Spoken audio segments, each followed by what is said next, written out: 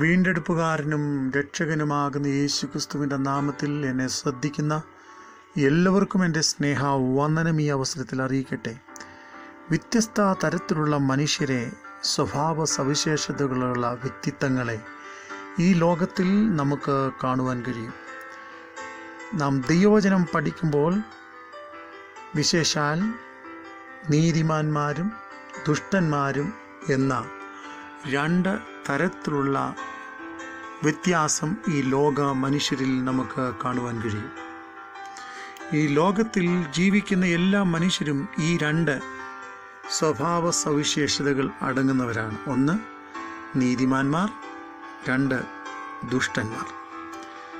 ഞാനിവിടെ അല്പസമയം ചിന്തിക്കുവാൻ ആഗ്രഹിക്കുന്നത് ജീവിതയാത്രയിൽ ഒരു നീതിമാനായി ജീവിക്കുന്ന വ്യക്തി എങ്ങനെ വ്യത്യസ്ത സ്വഭാവം നിലനിർത്തി ദൈവസന്നിധിയിൽ ജീവിക്കുവാനിടവരും.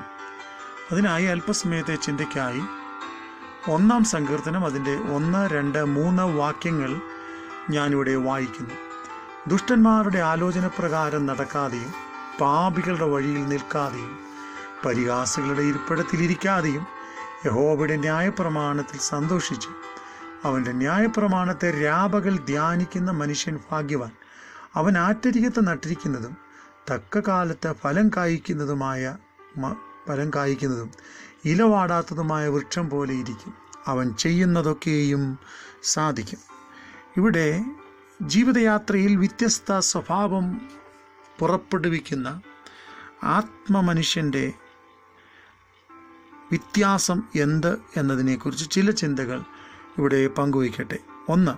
Righteous R separated from the world. ലോകത്തിൽ നിന്ന് വ്യത്യസ്തത പുറപ്പെടുവിക്കുന്നവരായിരിക്കും ദൈവമനുഷ്യൻ അല്ലെങ്കിൽ നീതിമാൻ. മാത്രമല്ല, ലോകത്തോടും ലോകത്തിനുള്ളതിനോടും വേർപാട് പാലിക്കുകയും ദൈവത്തോട് അടുപ്പം പുലർത്തുന്നവനായിരിക്കും നീതിമാൻ എന്ന് നമുക്ക് കാണുവാൻ കഴിയും. മാത്രമല്ല, he keep right relationship with God.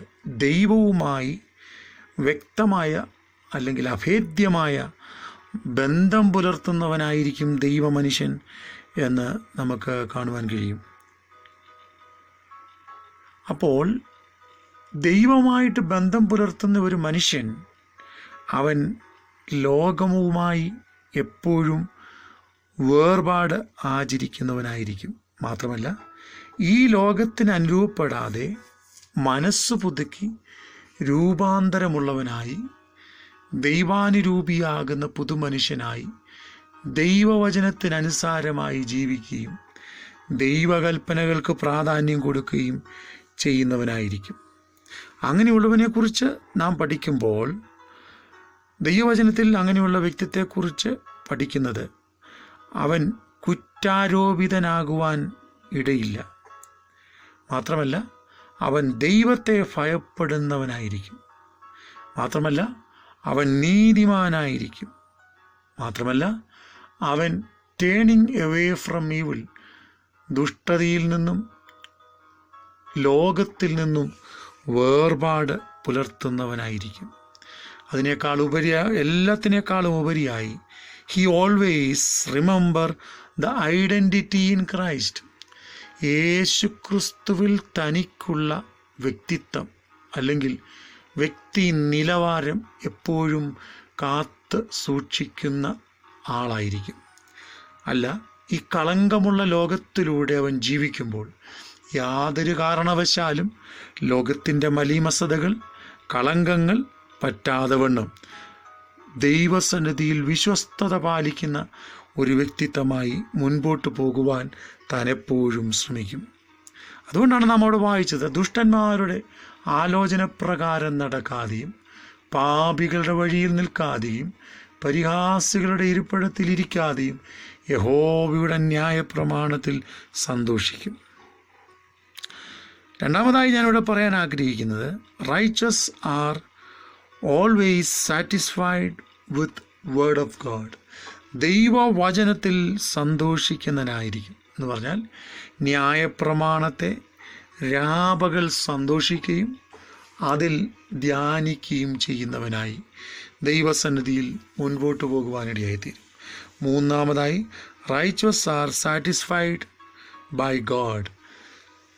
ലോകവും അതിലുള്ള സാഹചര്യങ്ങളും പലപ്പോഴും ദുരിതങ്ങളും പ്രശ്നങ്ങളും വിതയ്ക്കുമ്പോൾ ദൈവത്തിൽ സന്തോഷിക്കുവാൻ തക്കവണ്ണം 2-ാം വാക്യത്തിൽ വായിക്കുന്ന പ്രകാരം യഹോവയുടെ ന്യായപ്രമാണത്തിൽ സന്തോഷിച്ച് അവൻ്റെ ന്യായപ്രമാണത്തെ രാപകൽ ധ്യാനിക്കുന്ന മനുഷ്യൻ ഭാഗ്യവാൻ.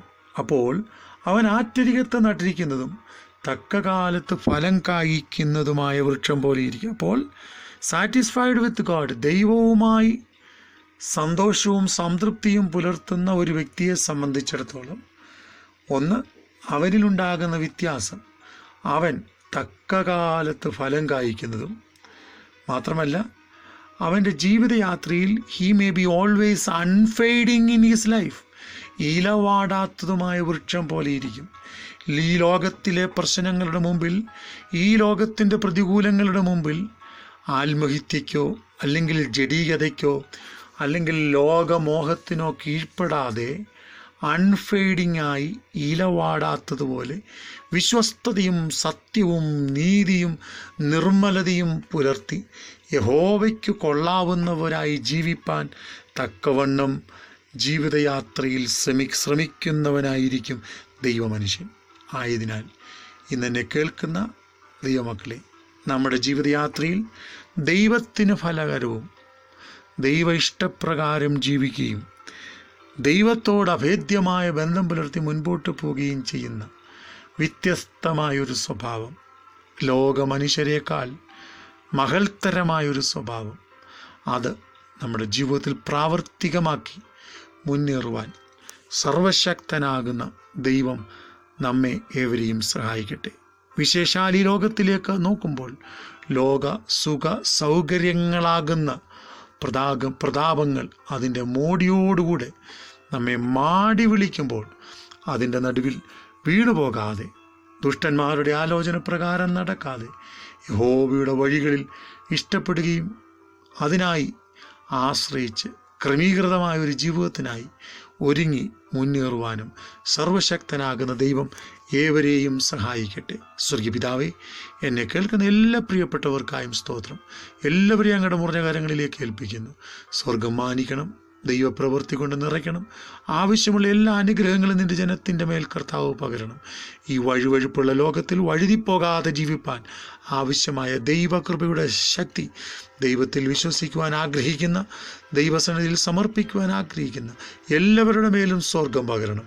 യേശുവിൻ നാമത്തിൽ നിൻ്റെ ജനത്തെ ഞാൻ അനുഗ്രഹിക്കുന്നു. യേശുവിൻ നാമത്തിൽ തന്നെ. ആമേൻ, ആമേൻ. May God bless U.